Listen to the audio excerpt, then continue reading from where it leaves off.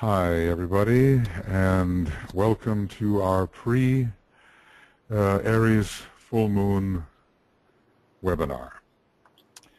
I trust and hope that you can see my screen. There's a lot of images here. You probably know that Dwayne Carpenter is an artist. He does beautiful things on his Lightweaver website.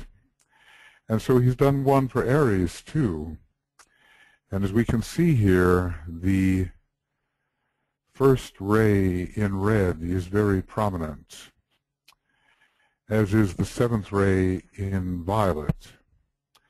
We seem to have a figure here that shows us the lighted ram, a great source of light at the center of all things, and then the weaving of the triplicities as they emerge into manifestation. The fourth ray is also presented. It is active, perhaps not so much as a ray coming through the constellation, but it is a ray that comes through the esoteric ruler Mercury. And, of course, Mars is implied. And the great blue background gives us something of the second ray nature of Aries, the lamb slain from the foundation of the world. So the many rays are coming through this sign. It's the preeminent first ray sign. Seventh ray is secondary, and through the planets we have the sixth ray principally of Mars, the fourth ray of Mercury, and the seventh ray principally of Uranus, the hierarchical ruler, although the first ray is very strong. I come forth, and from the plane of mind I rule. The images here, we have the banner. We see the three rulers over here, which are Mars, Mercury, and Uranus in their appropriate colors. It's a very vivid banner. And we have tremendous opportunities every time Aries begins the higher interlude. And during these years, well, at least for this particular full moon, Uranus is very close to the Sun. So the contact with electric fire is quite strong. You know, so much depends on how people in the world use that fire. We can see rebellion and instability and the insistence on freedom, and we can see great Mars at work at the present time, maybe not enough Mercury, but certainly the Mercury of argument. This is going on at the moment. Here is a rather Martian figure in the Joffre illustration. The ram has its head lowered. Yeah, even first-rate people tend to look out from underneath their eyebrows. It's one of, especially when they have Aries strong. So there's much here in the physiognomy of the individual as well. We have, it looks like something from the Planet of the Apes, you know, but it's certainly that wild and unregulated charge of the Martian individual, carrying a torch, perhaps not so much at this point the torch of light, but more what's called the fire of right. And the torch looks like it's going to set flames to the world, which under Mars it really does. This is the unregulated use of the Martian energy, I would say. It has a lot of first ray in it, the first ray of conquest, and the sixth ray of passionate idealism. But in the background here, according to the Tarot deck, we do see the magician. And he is the one who helps the highest and the lowest meet, coming in under the seventh ray, and he is also Mercury, which is the esoteric ruler. So the great archetypal ideas descend from the realm of Buddhi and from the cosmic ethers and come down and fertilize our world with the new ideas which are part of the unfolding plan. So there is much blindness in this sign at first, but interestingly enough, it's correlated here with blind justice, which is impartial. And Libra is the sign opposite Aries, and there is equanimity under the law, impartiality, and a blindness to bias. So what begins with great bias ends later with true justice. And finally, this sign will lead us through Uranus into Shambhala itself. And we have an interesting triangle, Aries, Pluto, Shambhala. The will of God is potently understood in Aries, and as DK tells us, that no matter what our signs may be, or our rays may be, if we have Aries in our chart, the will be strengthened, regardless of whether we're a first-ray soul or a first-ray type per se. So we have to use this first ray as we start climbing towards the higher interlude. We're actually in the higher interlude. Maybe we can say that it arcs at Wesak and Taurus and begins to descend into the love energy at Gemini. But others will say that it continues to increase, and that Aries gives us the momentum to enter fully into the great advantages we can have in the higher interlude to contact energies not normally available to us. We have some beautiful images from Francis Donald. He has written much on these. I'll be able to say just a little bit because they are, in a way, 2 years' worth of imagery. But we see here, interestingly, the three aspects of man. The great overarching monad, the soul nature, and the solar angel bringing illumination to the receptive personality. And here we have a great energy going forth from the cardinal cross, and where the monad, in a way, can be found residing. The monad, in a way, dwells within the cardinal cross, the soul upon the mutable cross and the soul upon the fixed cross and the personality upon the mutable cross. This, Francis tells us, is a great sphere. It might look like a solar angel, and it is an angelic figure, but he also considers it to be the monad descending as the jiva and preparing to enter the lower worlds. But from another point of view, this is a climactic picture showing that man has been thoroughly illumined and his will strengthened by the divine will, by this angel being who represents the monad. One day we too shall be winged beings of this nature. We shall rise to the feet of the solar angel, and at the fourth initiation we will become the Horus, the winged soul. In a way, from the point of view of the solar logos, we will no longer be an elemental, but we will have become an angel. So these are very dramatic pictures and show something of our progress. The electric fire is here, the lightning of Uranus. There's nothing more powerful than Uranus and Aries. It's such a first-ray indicator. Uranus is the hierarchical ruler of Aries, and it's also the home of electric fire. So think about this, the major first-ray sign at this time, Aries, with its hierarchical ruler having the first-ray monad, Uranus with its first-ray monad. So the electric fire is very suitable, and the head center, above all, is being stimulated. What I'd like to suggest, when you receive this video, you'll be able to just stop the screen and you'll be able to read all of what Francis has said. I'll just go down slowly here so you can stop at any point. And we appreciate Francis's generosity offering these very evocative images. From the Secret Doctrine, matter is the vehicle for the manifestation of soul on this plane of existence, and soul is the vehicle on a higher plane for the manifestation of spirit. And these three are a trinity synthesized by life, that unknown quantity which pervades them all. So that's the great synthetic statement.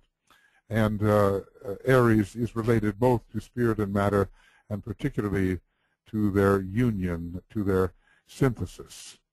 Through the one-pointed efforts of the soul, the struggling jiva is inexorably drawn towards its true self.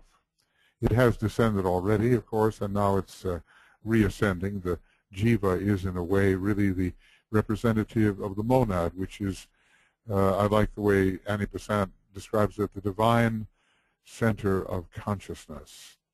Sometimes DK says the word monad is not quite sufficient, not quite as meaningful as it should be, but it does convey the idea of the oneness which is realized in Aries, especially because being is realized in Aries, the oneness that is realized through monadic consciousness. So drawn towards its true self after eons of focused endeavor. The disciples' mental, emotional, and physical vehicles are brought into alignment, and I think we really see that here in this beautiful illustration. Interestingly, it's all in the blues, and as I've suggested, there is something about Aries which has not only the power of the first ray and the creativity of the third ray, but it has the sacrificial aspect of the second ray, the lamb slain from the foundation of the world. The Hierophant depicts this moment when the soul present penetrates the disciple's brain. The soul presence penetrates the disciple's brain. We can see that happening. The hands are raised above the brain of the disciple, and Aries, we know, rules the head and especially the brain. And thus confirms the fact of the soul's existence. We know, in fact, in our personality consciousness, in our soul-infused personality consciousness, that the soul is real. This knowledge, says DK, renders the hitherto assumed reality of the three worlds futile to attract and hold, and is the first step out of the fourth into the fifth kingdom. So this is the sign of beginnings, the birthplace of ideas. That's where Mercury and Uranus comes in, and still a higher order of occult ideas for Uranus. So everything begins with an idea. And this is the time for us to receive the ideas which will propel us with will and power and creativity and sacrificial love through the remainder of the astrological year, which in a sense begins with Aries. From another point of view, Capricorn is the beginning, but Aries always turns towards Capricorn. These are the two great signs of initiation, Capricorn now and Aries for the future. Through passage into the physical realm comes through Cancer. Though passage comes through Cancer, it was in Aries that the originating idea of each human being's first incarnation was sent forth. And really, a human being is an idea. It's an idea that has come forth into lower types of matter and given shape and form to that matter in the forms that we use as our instruments. Eons later, it is again through Aries that the second great impulse is sent forth, this time opening the way onto the path of return, etc. So you'll see the path of lightning in this month's piece, and its origins in the mind of the Hierophant. We see that, right? The Hierophant is really, in a sense, the initiate. The Hierophant is really the monad itself, if you see this. And the lightning originates from that rod of power, which carries electric fire. It's the rod of Sanat Kumara, and I suppose is also used by the planetary logos as well. Sanat Kumara being an extension of the planetary logos. The path of lightning. So the outstretched arms define the arc of the disciples' initiatory experience down into the heart, head, and solar plexus of the jiva. We are the jiva, we are the monad, we are the personality, and all of it really is the monad. The electric fire is the particular province of Uranus which rules the occult way, the occult mind, the occult will, the most mysterious of all the planets, and yet, interestingly, one whose axis, in a sense, bows. Uranus bows its head even below the 180-degree mark toward the sun. There's an occult mystery in Uranus's relationship to the sun and its obeisance. Note that the eyes of the soul, representing soul consciousness, intersect the experiential arc, for Uranus symbolizes the effect of the soul upon the personality. So Francis has included here, notice this, the eyes are intersecting so much wisdom. You'll want to read that more thoroughly. And the other image, let's see here. Yeah, the other image is this one, and the text is about the word going forth from the cardinal cross. And let's see here. It takes the form of a winged cosmic sphere. This is from the Secret Doctrine, the rarefied embodiment of a monad expressing the will to incarnate. These ideas are gathered from the Secret Doctrine. The soul, mirroring that noumenal form, projects its own mental substance into the phenomenal appearance. Okay, we'll go down to this one. Yes, its own substance. This is the soul in a way. And it is projecting its own extension of monadic stimulation into the waiting personality. So this is the highest aspect of the threefold outer form, created so that the soul might once again enter the realm of time and space, and thereby continue its journey on the path of return. And again, this great quote from the Secret Doctrine, matter and spirit being equivalent, soul being equivalent, and life pervading them all. From another perspective, another way, says Francis, to read the image, after eons of incarnation, the soul-infused personality has built its antikarana and now stands free of the three worlds of human endeavor. The soul responds and prepares to draw its shadow back into itself, and then, of course, the monad will draw the soul back into itself, in a sense. The divine intermediary is no longer required. The Son of God, who is the Son of Mind, dies. The veil of temple is rent in twain from the top to the bottom. The fourth initiation is passed, and there comes the revelation of the Father. And we will have, I'll just bring these up. Haven't got time to go into them right now, but this is for your reading. The geometry, the origin and the Great Bear, the cardinal cross. The keynotes of the sign Aries, very important. Express the will to be and do, unfold the power to manifest. You see with first ray and second ray in the first two. Enter into battle for the Lord, and that is very much the quality of Mars. Arrive at unity through effort. The unity is appreciated through Mercury, and the effort through Mars. So here are the keynotes: creation, being, activity, strife, synthesis. These are the nature of the Lord of the first constellation. So there are constellational lords. Let us remember that. Some people have thought that they are simply aggregates of stars. No, they are ensouled by great intelligences who are manifesting through a number of stars. So these are the nature of the Lord of the first constellation, and enable him to influence our planet to these results. Creativity, creation, being descends to manifest in Aries. Being itself, which is like life. Activity, the third and sixth ray, very closely related. Strife through the first ray and through the sixth ray and through the fourth ray. And synthesis through Aries as a whole, and especially as guided through the planet Uranus, which is the planet of simultaneity, overcoming time and space, also the planet of omnipresence. Well, Francis has a lot here, so please do read this when you get the study it when you get the video. Okay, friends, now I think it's time for us to begin our pre-full moon meditation. Always an exciting time of the year when we can really become empowered. I've had to do this a little bit early, but remember the full moon itself is on the 27th in almost all places. Actually, I think it will be pretty much on the 27th. It's at 9:27 and 17 seconds in the morning, Greenwich Mean Time. So you can detect your own time. 9:27:17 a.m. on March the 27th, and that's going to be a Wednesday. And pretty much even deducting 9 hours for the United States, it's still going to be on the 27th. And adding more hours toward New Zealand and Australia still, I think, on the 27th. So that is our day. And toward that day we are moving. We are, in a sense, we are in the day of dedication.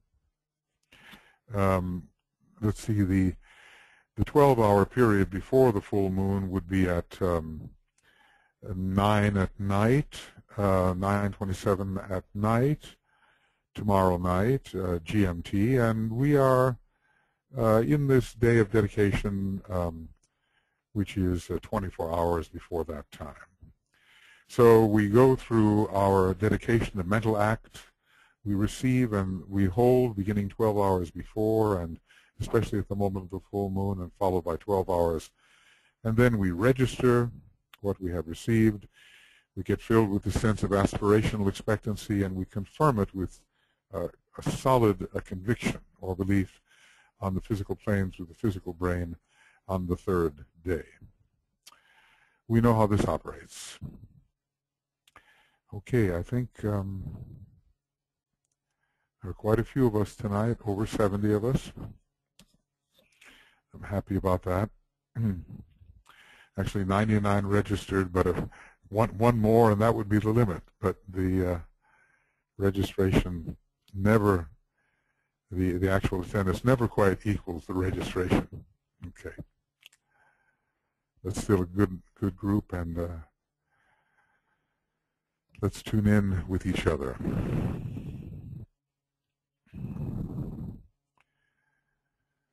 So we're entering the presence of the soul. We are, each of us, at first, the soul in incarnation.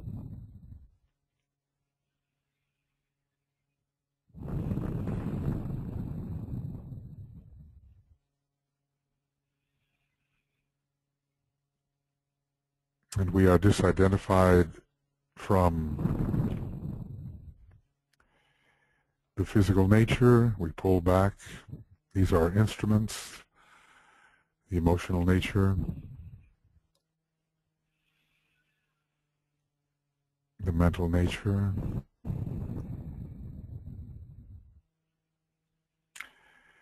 and we recognize ourselves as the consciousness. That's what soul is. It's consciousness, the consciousness within these customary fields.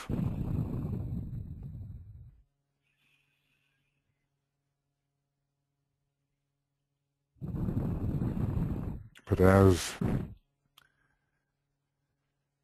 our attention to these customary fields fades away, we find ourselves, as it were, in another environment of soul light, soul love, unity, soul sacrificial will,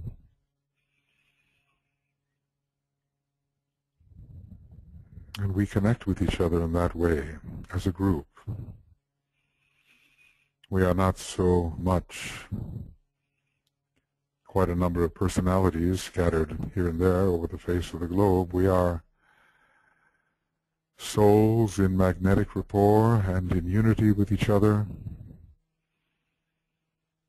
We want to take time to feel that.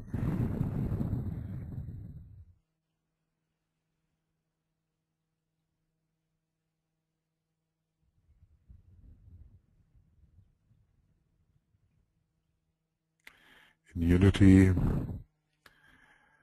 with the new group of world servers as points of soul light, love and power in many places. In unity with all the men and women of goodwill throughout the world.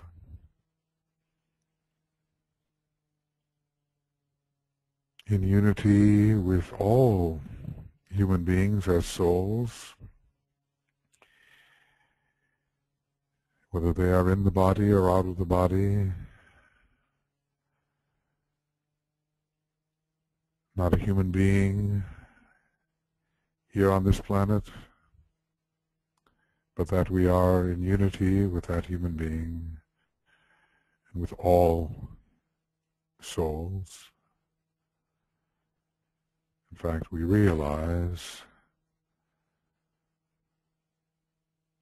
if we can realize, there is but one soul of all humanity, one consciousness. I am the soul in which all souls are fused. I am also the form in which all forms are merged.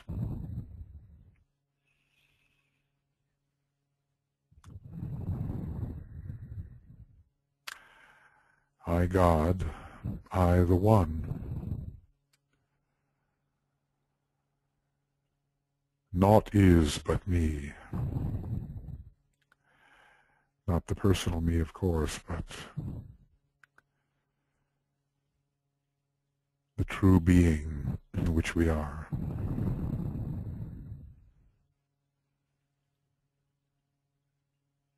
One being, one humanity,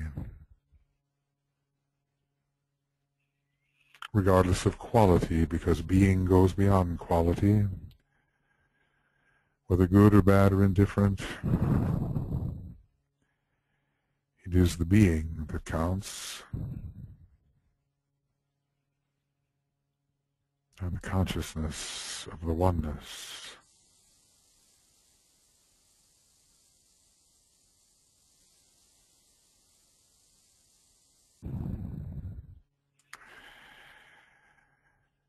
So in our group we have this sense of all being related to each other in soul and in mind. We are going to think together in the soul-infused mind.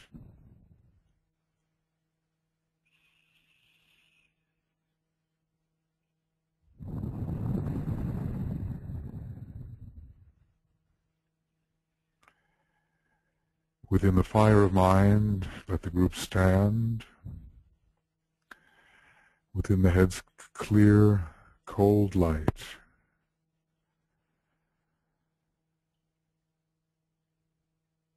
And we overcome space and time and feel that connectedness which the hierarchy can impress with the ideas and the impulses which must be worked out.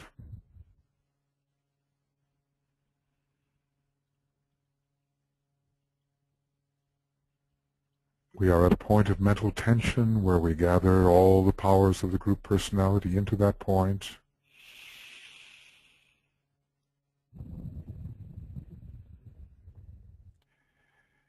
The mental unit of the group as a whole.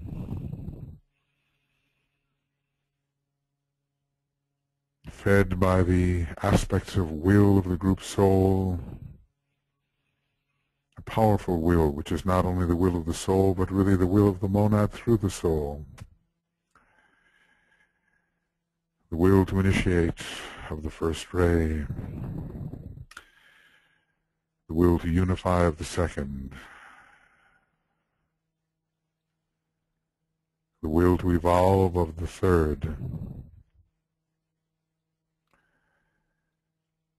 the will to harmonize of the fourth,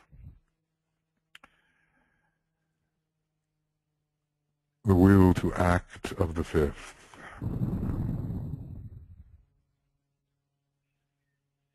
the will to cause of the sixth,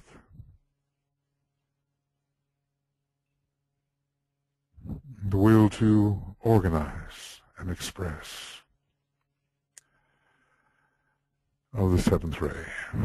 So we have an empowered mental unit.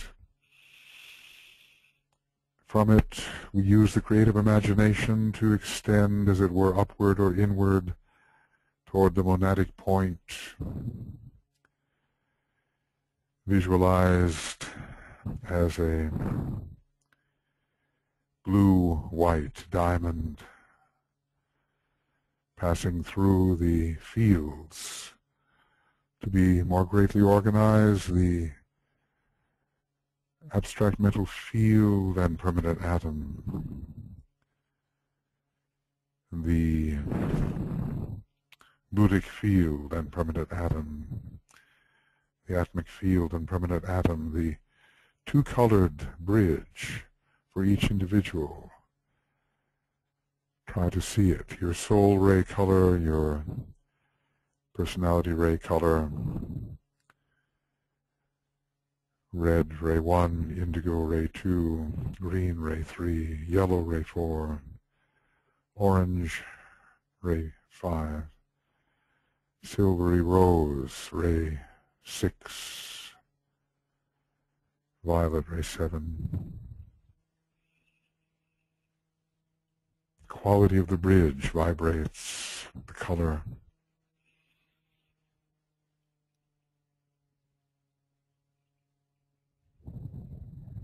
Connecting us.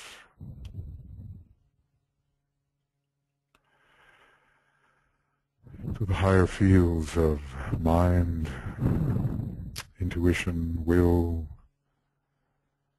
being.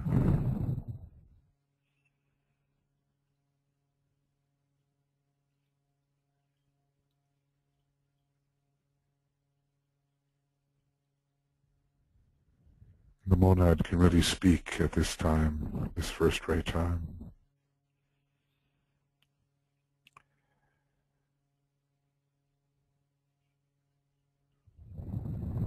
It's a time when the forces of restoration are powerful, restoring the plan on earth. So all the many colors of the group rising in a cone-like structure or going inward towards the center of the sphere, all the colors we feel all together, all of our qualities.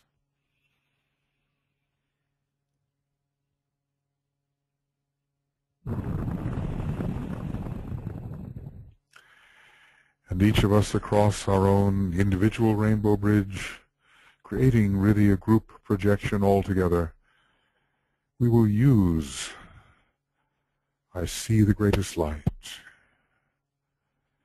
It is the second ray word of power. The second ray is the most powerful ray upon our planet at this time and in our solar system always. So we will project the vivid white light. I see the greatest light, and we will do this on the Om, sounded, while we think. I see the greatest light.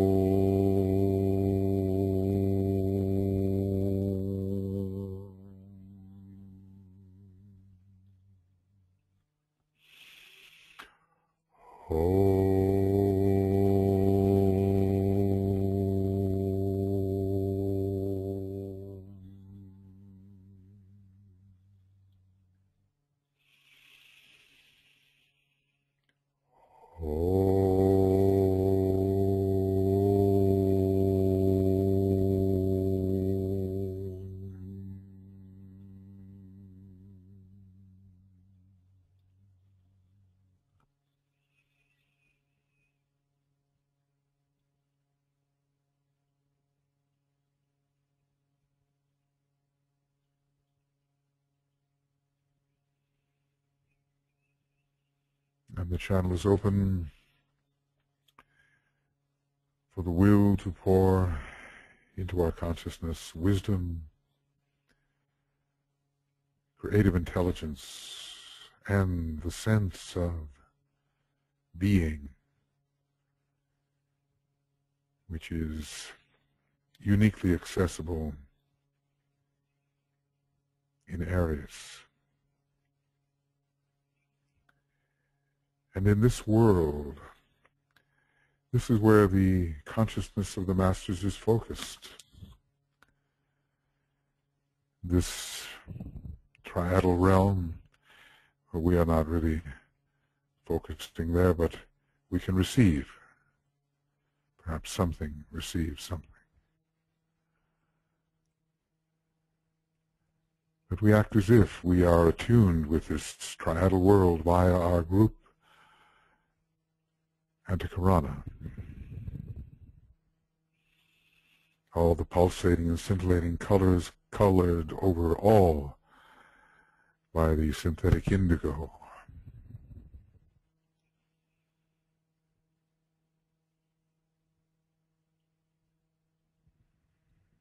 And it's here that we, imaginatively at least, draw closer to the Great Ones, that further our efforts as we cooperate with them.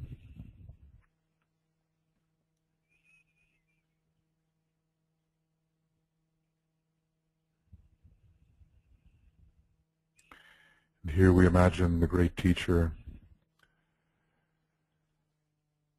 the Lord Maitreya, the master of all masters, the teacher alike of angels and of men. We sound the Om as we offer, the group offers its heartfelt gratitude and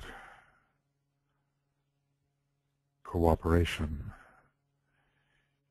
in the great plans that the Christ may foresee for humanity in this planet.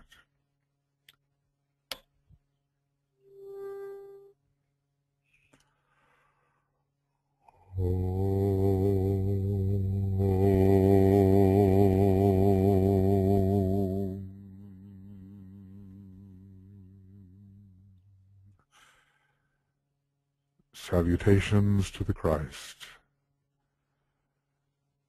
the Master of all Masters.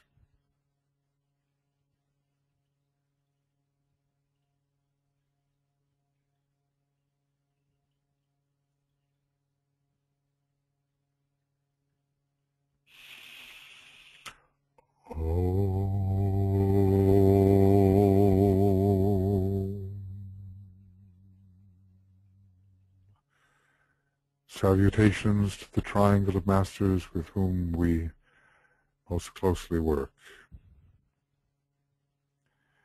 Master Morya, Master KH, Master DK.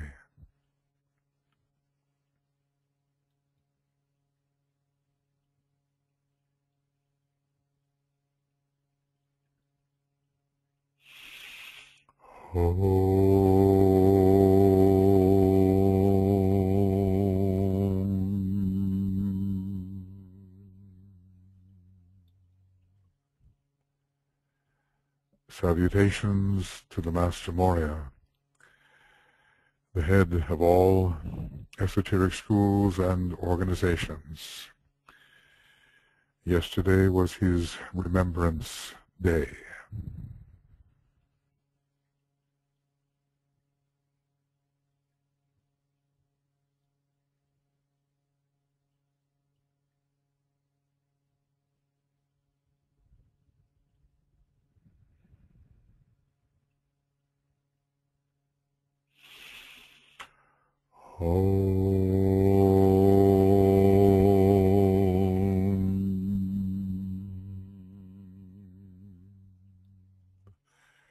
Salutations to the Master Kutumi,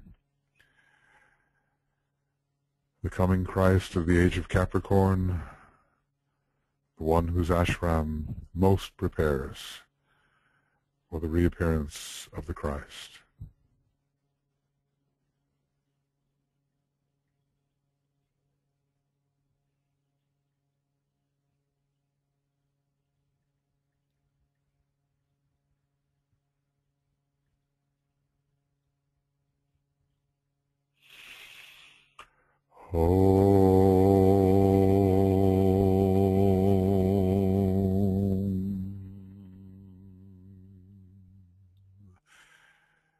Salutations to the Master Jwal Kul, whose purpose it is to train aspirants for the first 3 initiations.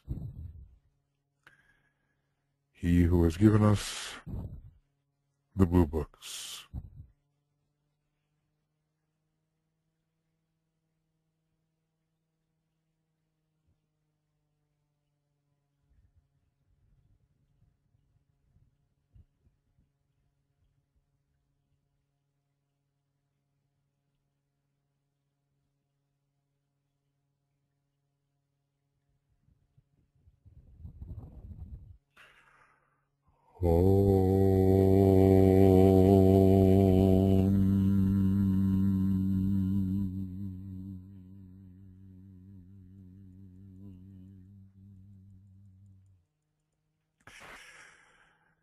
Salutations to your own Master, as you conceive him to be or know him to be.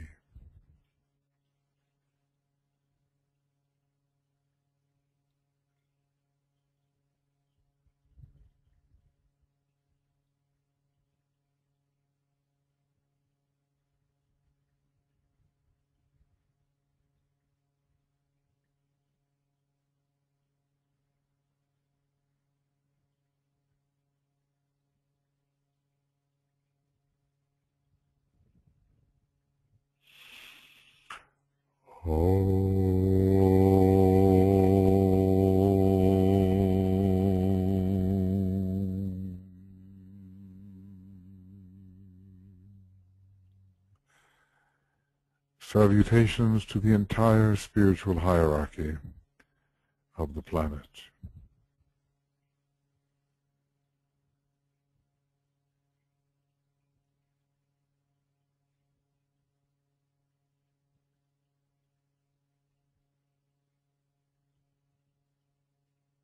With whom we seek to be at one, as they are at one with each other.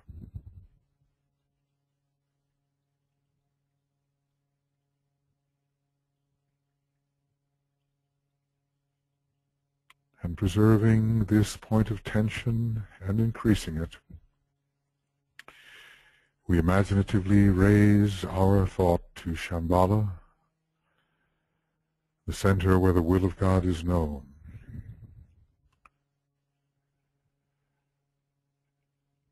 And with deepest reverence and in all humility, attempt, identified as a group, to attune to the presence of the King, Sanat Kumara, standing at the center of Shambhala.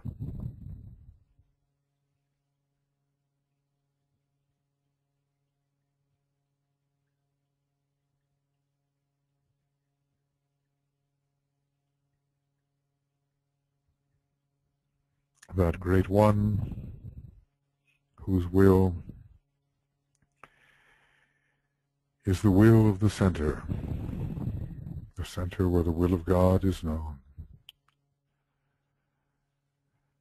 And with a long internal silent Om, we imagine the group imbued with his energies, especially the energy of the divine will.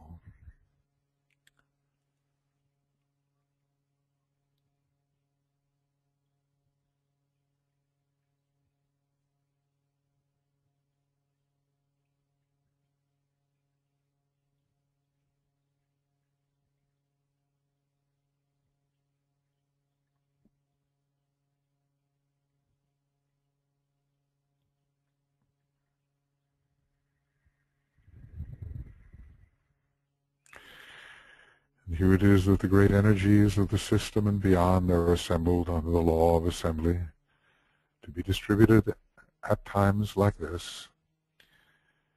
Shambhala, the great recipient of planetary, solar, and constellational energies made available for our use, edification, distribution at this time. So hold that alignment from the top to where we are as a group. And as a group we are as if a point of brilliant light, a point of great magnetic love, a point of sacrificial will. We are a point. The personhood of the individual members fades out here. We are a group being possessed of all the qualities of our united life together.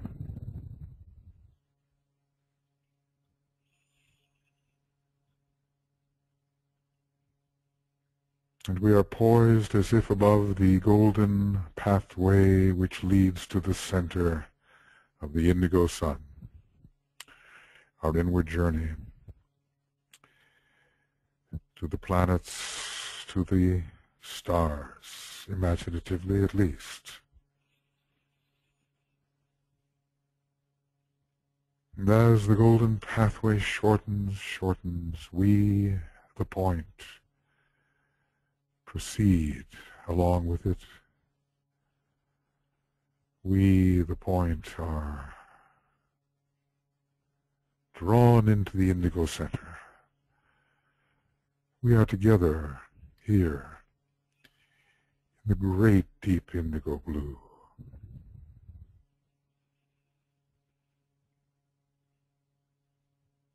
Suffused by the synthesis of the indigo blue.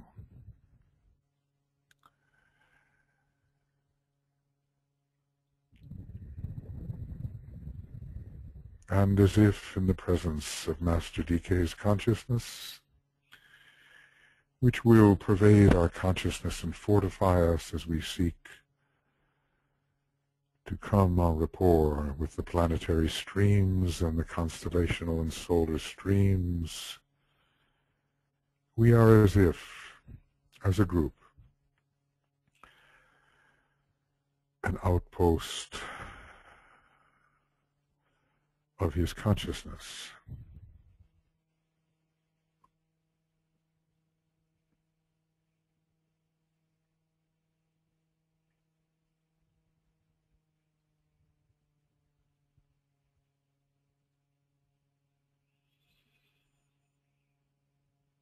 And try to breathe that consciousness into our consciousness so we feel that sense of the outpost of a much vaster consciousness than ours. He who is an expert in these planetary and stellar and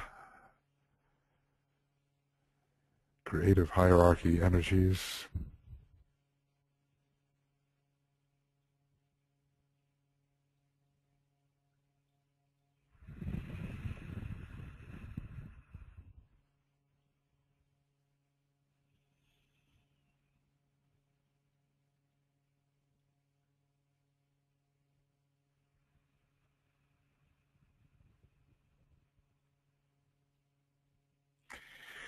We begin to orient ourselves towards the planetary rulers of Aries, holding our alignments towards Mars, conveying fortitude and the will to fight for the ideal, towards Mercury, conveying the power to apprehend the archetypal idea and destroy illusion through a fiery mental process, an orientation towards Uranus, the hierarchical ruler, conveying electric fire, fire of pure will,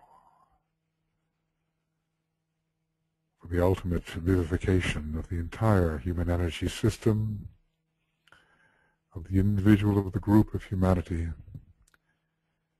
through linking to the world of being, the world of archetypes, where Uranus prevails upon the plane which is called the Sea of Fire.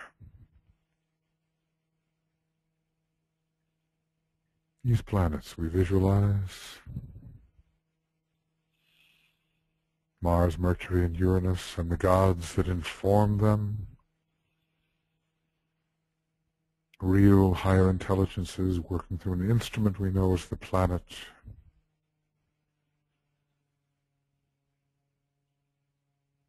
As a group, supported by Master DK's consciousness, we can at least approach the stream which emanates from these great sources. So first, to Mars.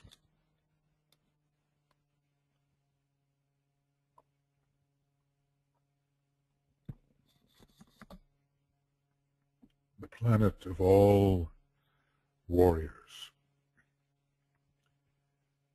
bestowing upon us individually and in our group the spiritual courage, the undying fiery aspiration for fusion with divinity,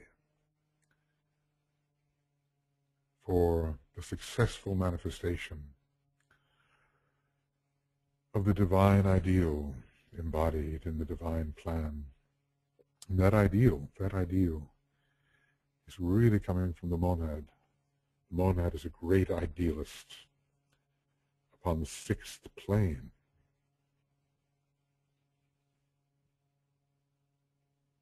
And ruled by two signs, especially Virgo and Pisces, both signs of idealism. Idealism of Mars to connect with the highest ideal of which we are capable. What is that? It is the ideal of the soul, yes, but even more, the ideal of the spirit. What is that ideal that we are willing to fight for?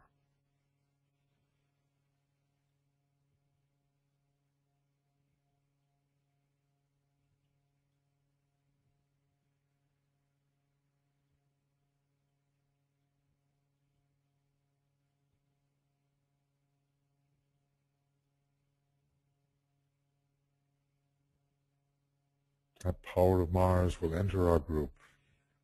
The crimson red entering our group, not to cause havoc, not to cause disruption and friction, no, but courage, valor,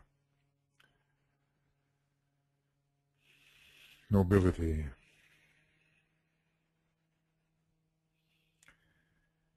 the will to engage when necessary, the will to battle, the will to strife when necessary, all for the achievement of the ideal. Into our group it flows.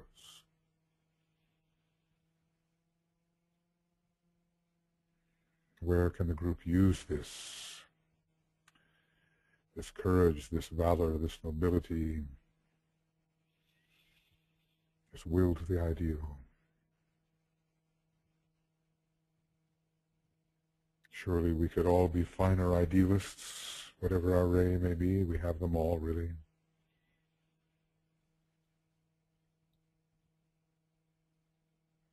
Surely we could become practical idealists, because Mars rules all the aspects of the personality as well as the great ideal.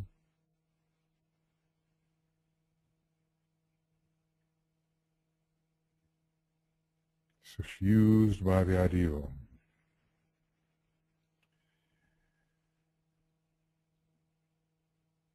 And sharing our idealism with humanity. Inwardly let us sound our ideal. What is it? As we sound the Om on the red notes, we will inwardly affirm our ideal.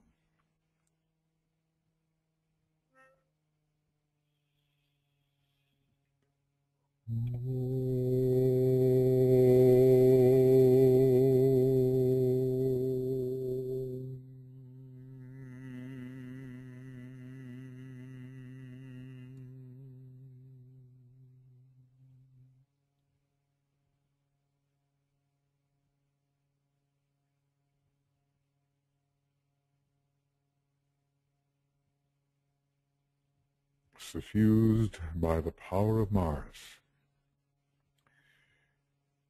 each of us, the group, the world servers, the men and women of goodwill, humanity, the right use of Mars.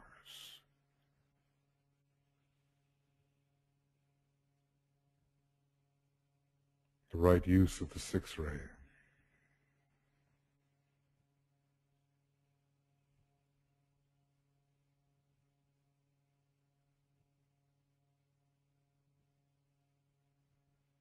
So that we may be strong in the work which we have the responsibility to do. And now, let us breathe in the yellow of Mercury.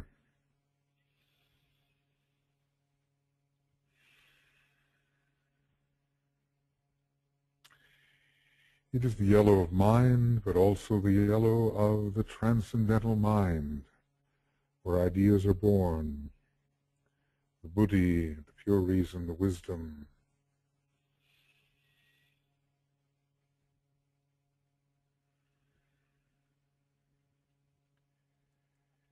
The jungles of illusion will give way before this fire of the intuition,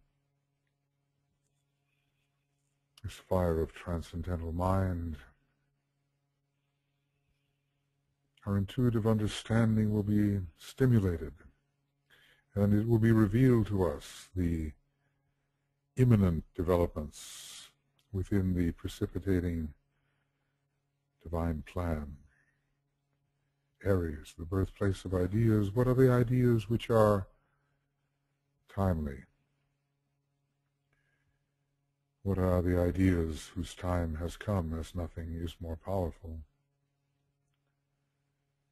The transmitter of new ideas. We remain open to these so they can drive us forward during the coming year. Mercury, the esoteric ruler of Aries, the bridge between the archetypal worlds and the worlds of form.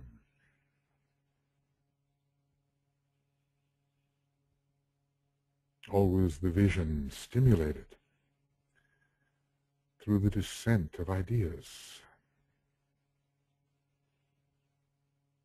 The true idea is a being incorporeal, having no shape or form in itself, but giving shape and form to formless matter. The idea, the great form builder.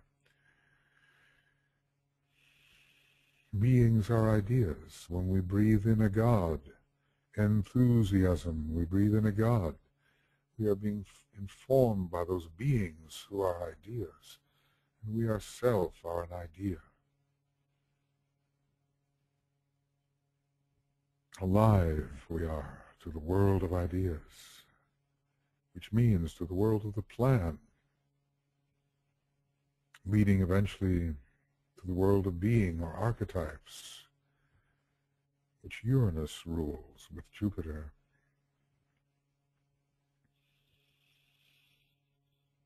The group needs ideas.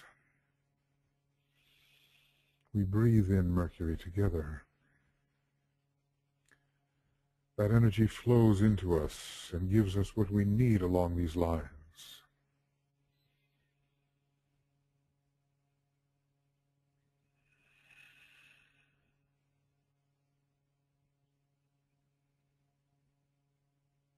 Every group member alive to the ideas whose time has come.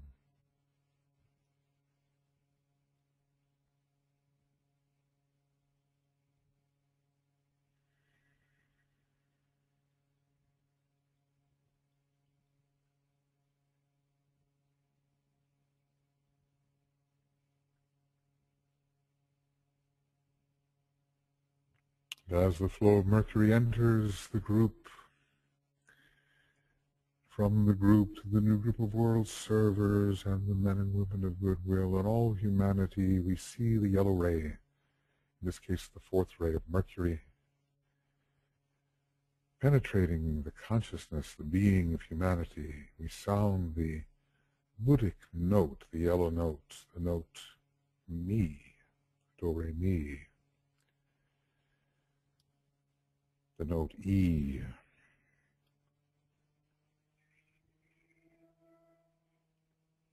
and see all imbued with this energy.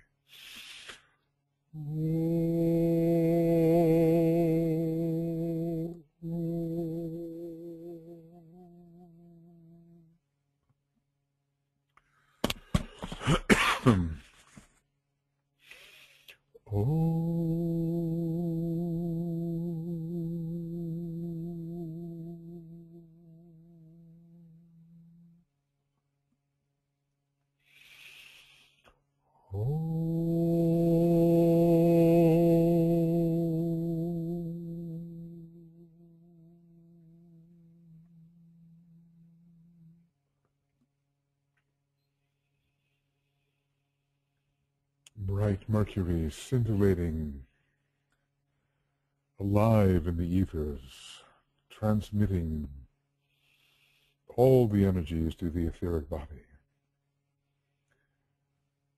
especially the energy of ideas.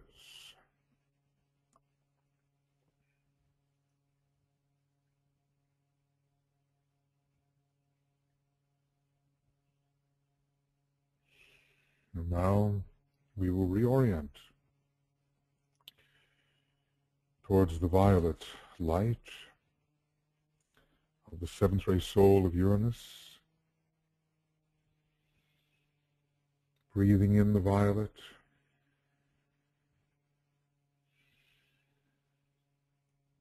the magic of Uranus,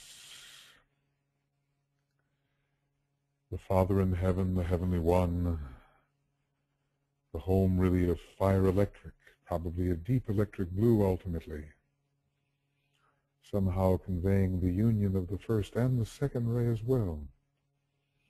But for now, the violet light,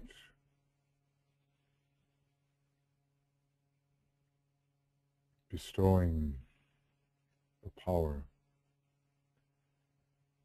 for total transformation and the renewal of the individual and group personality, the renewal of the entire energy system, the inspiration for the group, magical inspiration, electric inspiration, on to the servers, on to the men and women of goodwill, on to all of humanity as they can use it. The inspiration of Uranus in the violet light.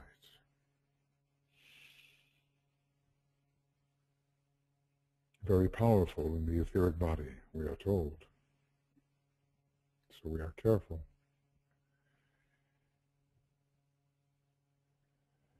We seek to understand the relation of Uranus to Aries. It's a great first ray, seventh ray. Both have the first and seventh ray. Both first and seventh ray. The power that enables the initiate to tread the final burning ground into the liberation of mastership. Beyond us, of course.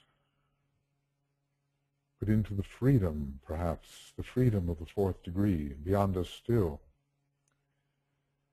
But anyway, overcoming through Uranus, through the simultaneity of Uranus, through the all places as one in Uranus. We overcome time and space through Uranus.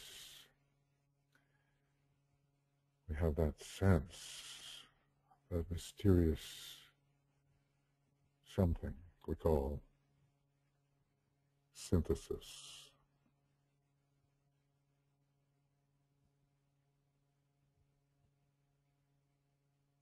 Seamlessness, synthesis, the many as one.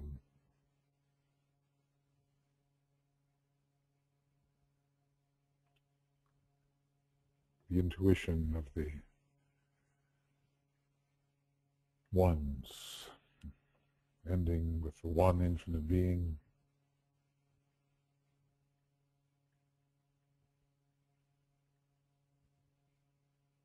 God is.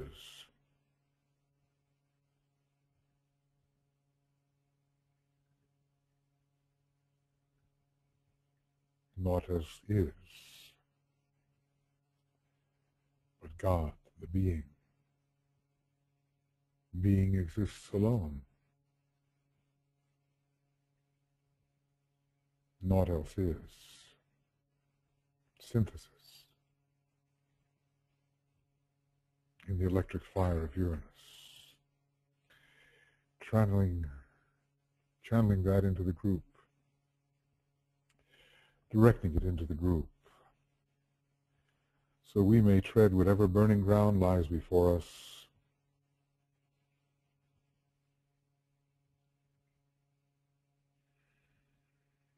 We together, we one being,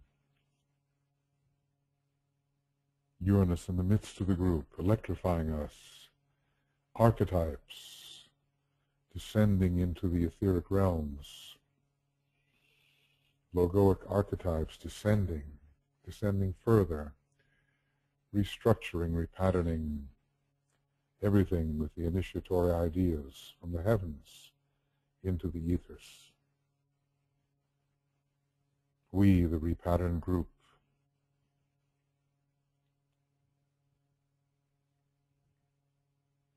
the servers, the men and women of goodwill, humanity,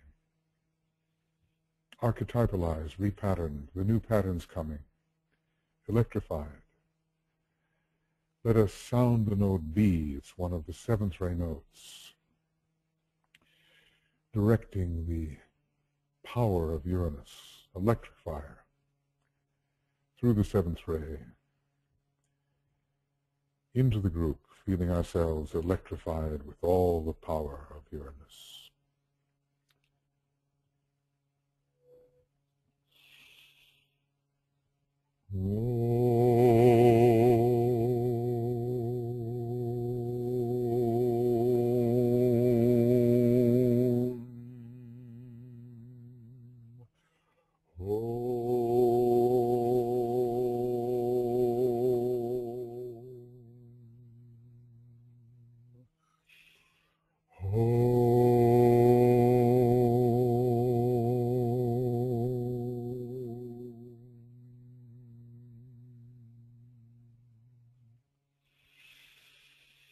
Maybe we can really use electric fire with solar fire, with fire by friction. Maybe at this time the three fires can come together.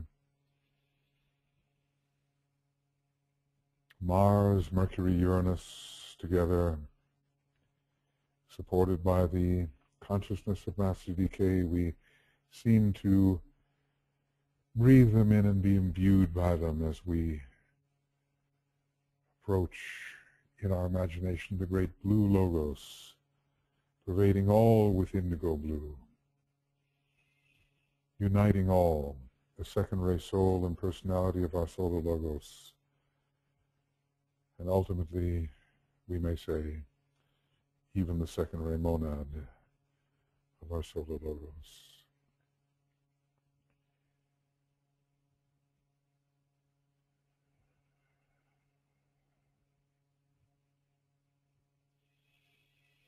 We are in that great heart of love, the heart center of a cosmic logos,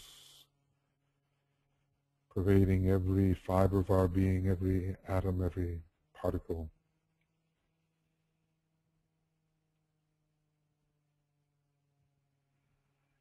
Love, wisdom pouring through.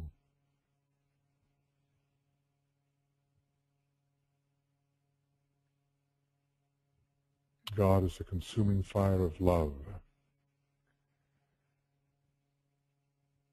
In a way, the solar logos, the lamb slain from the foundations of the world, the solar logos somehow exalted in Aries, a mystery there.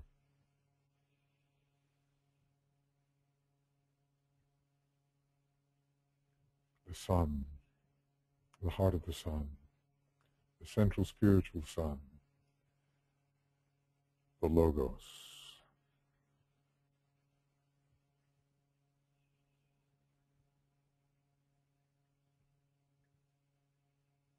empowering the group,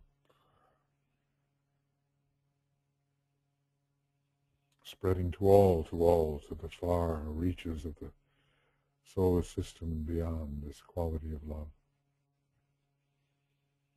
And we approach then, through the power of love, approach the constellation Aries. The light of life itself, the dim point of light found at the center of the cycle of manifestation, at first faint and flickering, the searchlight of the Logos, seeking that which can be used for divine expression, the great creative process beginning. The light of life itself. What is life? When the light of life comes to us, what does it reveal?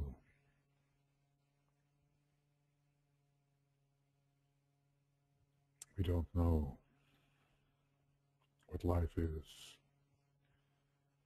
We know that it is. In an Aries, some light on life can be shed. All the rays of this constellation, the first and the seventh, the rays of the planets, the sixth, the fourth, the seventh, they reach us. We see that constellation, tune to it, tune to it. It says, I come forth, and from the plane of mind I rule. But what mind? Not just our concrete mind. The higher mind, the abstract mind, the universal mind, the cosmic mind. I come forth, and from the plane of mind, receiving the divine archetypes, impressing the divine archetypes through Uranus, I rule. What archetypes can be impressed upon us that we can give to the world? Impress upon the patterns of the world which are so disjointed now, needing to be archetypalized by the rulership of mind which receives the archetypes. I come forth, and from the plane of mind I rule. We will contemplate.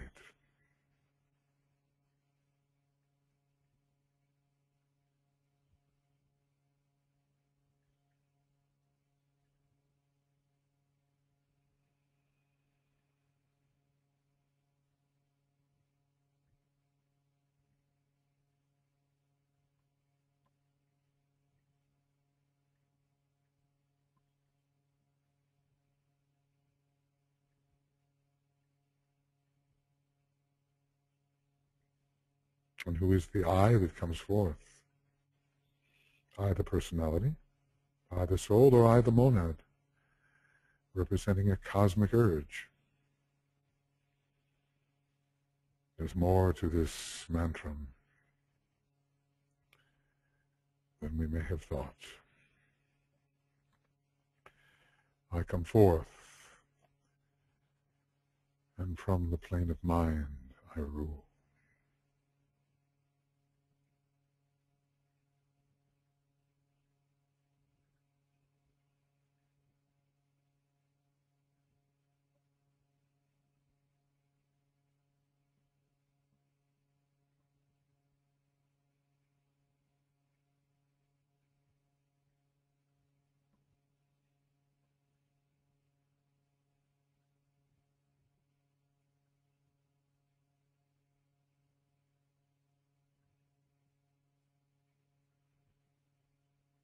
It's the will of God that rules.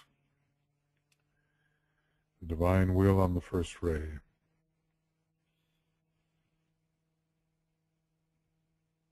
the will in us executed, ruling all our other faculties.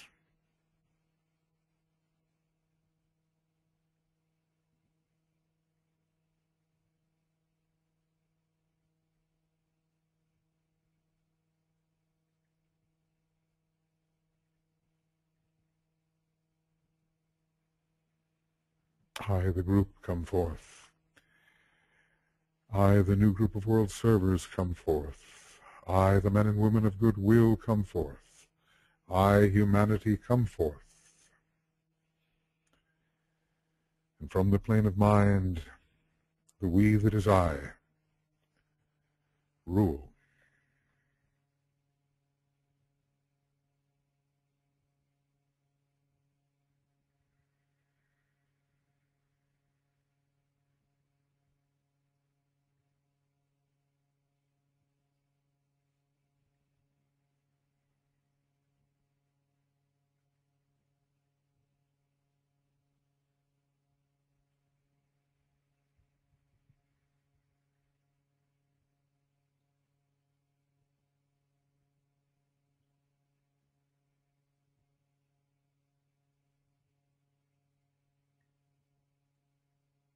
The power of this, not to be ruled anymore by the elemental lives, by lesser principles, but ruled by the will, which is the first representation of being, ruled by that which life indicates, life as our own hierarch can appropriate it. That's all we can hope for.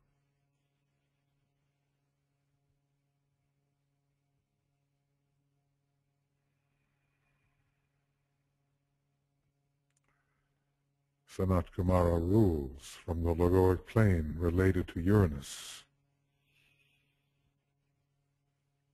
And the heart of the sun correlates there. The heart of the sun on the higher cosmic plane, higher mental cosmic plane. Great minds are at work, and we can attune to them, however slightly. At least to the mind of the solar angel, the soul, and rule our life from that perspective.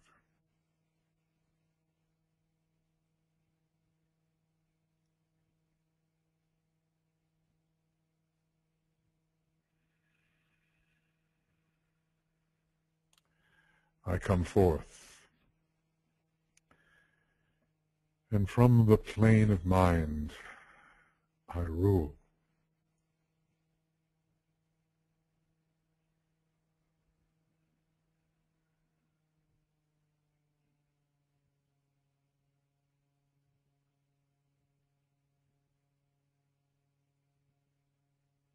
We have to carry this for another day and a half.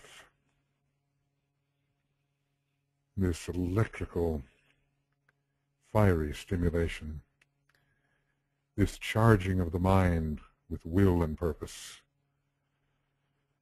this sense of invincibility in will, irresistibility in will, guided by the mind. There are things we need to do and we have not done them. Everyone has those things.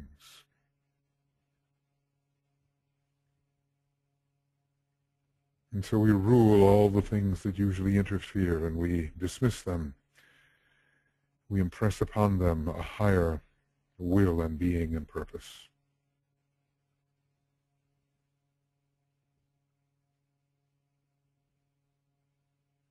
We initiate, we succeed where we have failed before.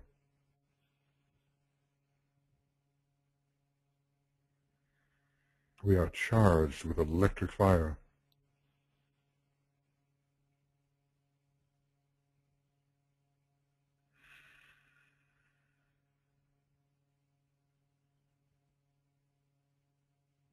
I come forth.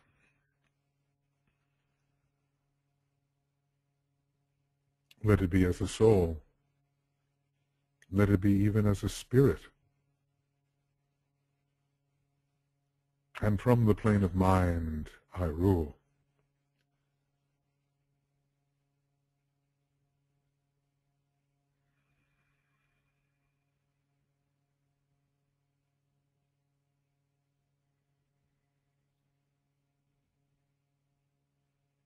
And so here is our alignment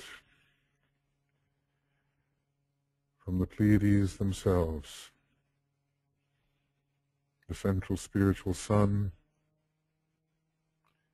representing the head center and monadic nature of the one about whom naught may be said, through the Great Bear, so intimately associated with Aries as with Libra,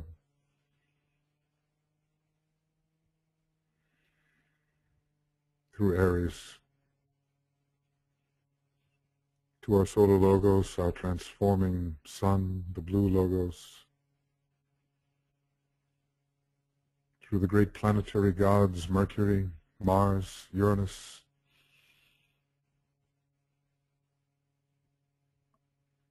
all directed towards Shambhala, where our monads are found.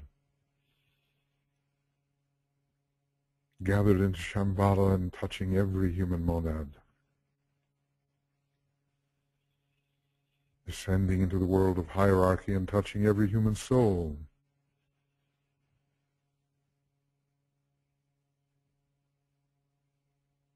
Descending into the personality. And all the chakras on all the levels, especially emphasizing the head and the base. And the crown especially.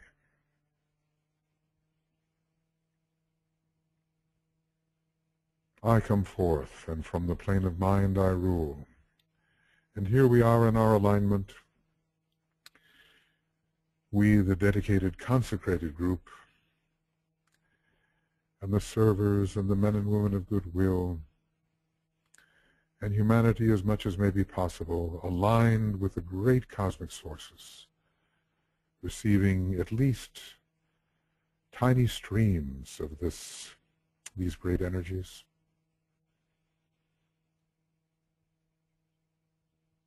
Charged.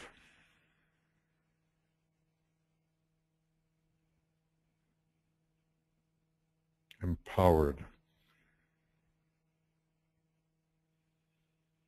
Having the chance to know something about electric fire, which rarely we can know.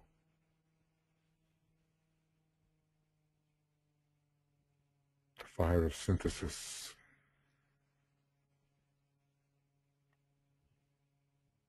And here we are, charged, empowered, aligned, infused, imbued,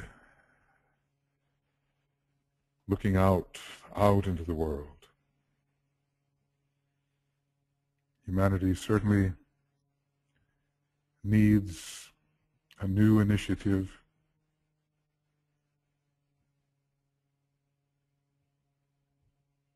Those initiatives are in process. Where would we direct this Aries energy, all these rays, all these planets? Where would we direct this? Where? Where into humanity? Where is it most needed? What do we think? Visualize.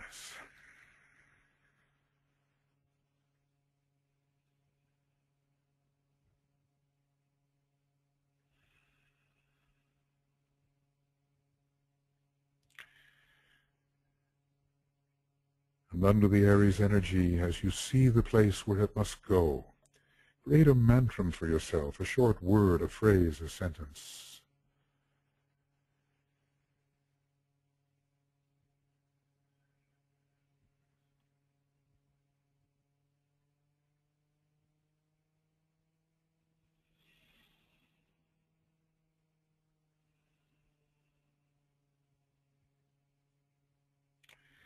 And we will direct this Aries energy with all its rays and planets into this area, we will sound the Om on the red note. The sea. And we will inwardly sound our mantram, our word, our phrase, our sentence, and watch the change occur. The Om sounded and the mantram projected in mind.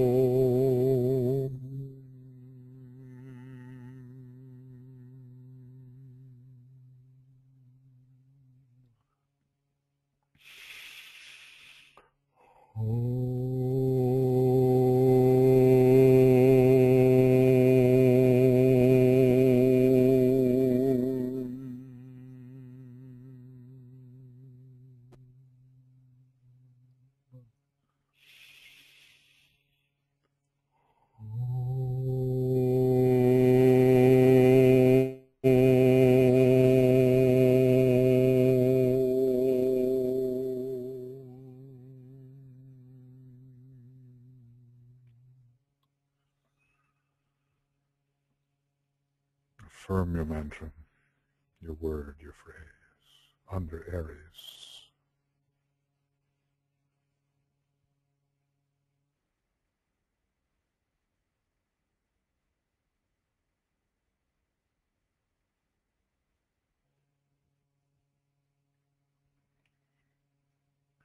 And in this alignment together, empowered by electric fire, which expresses through solar fire and through the creative intelligence of fire by friction,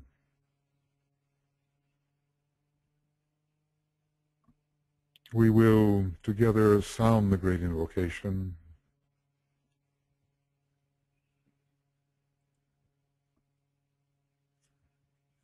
seeing the great energies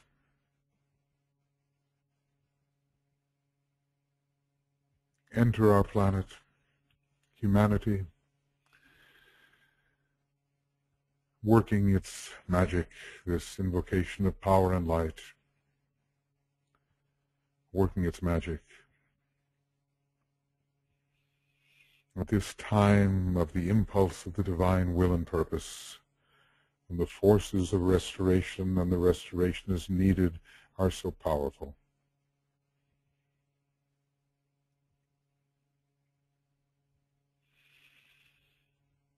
From the point of light within the mind of God, let light stream forth into the minds of men. Let light descend on earth.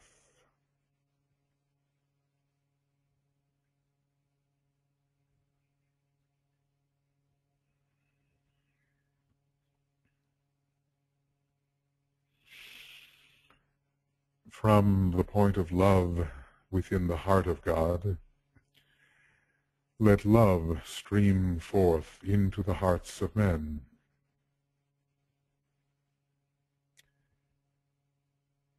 May Christ return to earth.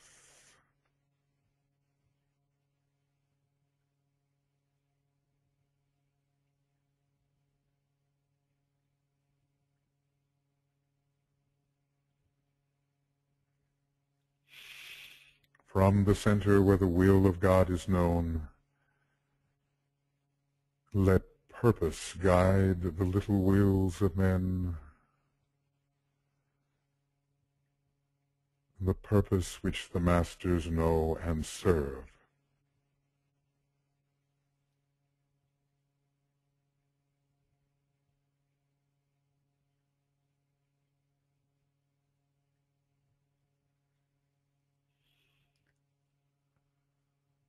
From the center which we call the race of men, let the plan of love and light work out, and may it seal the door where evil dwells.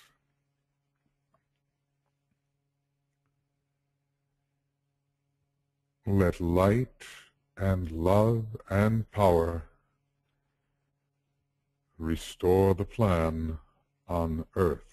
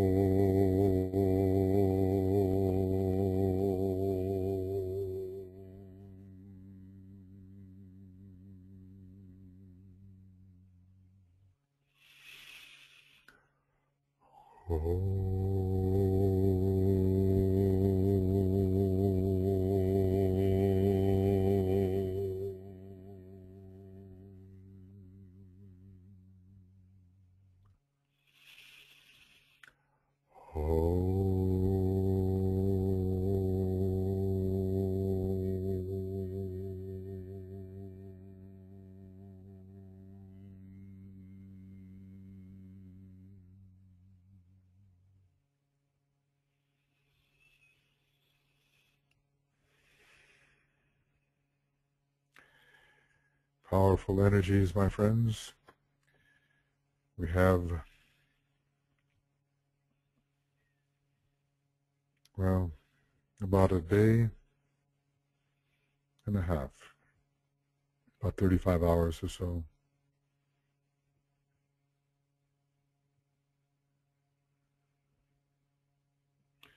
So hold this alignment, intensify it, be in the synthesis, be in the electric fire, be in the seamless oneness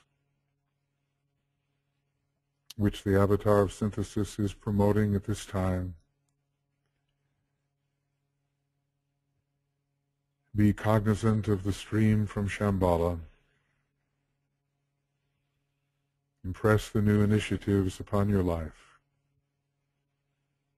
Go forth, go forward, progress onward,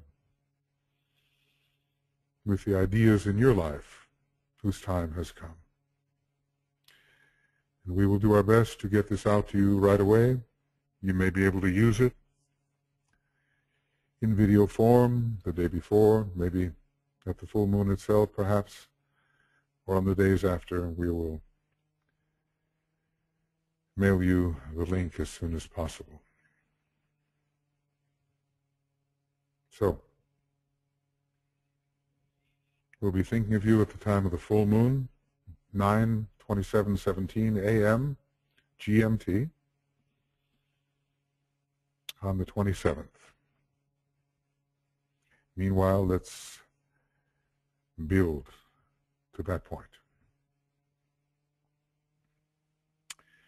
Have a great meditation at the time of the full moon.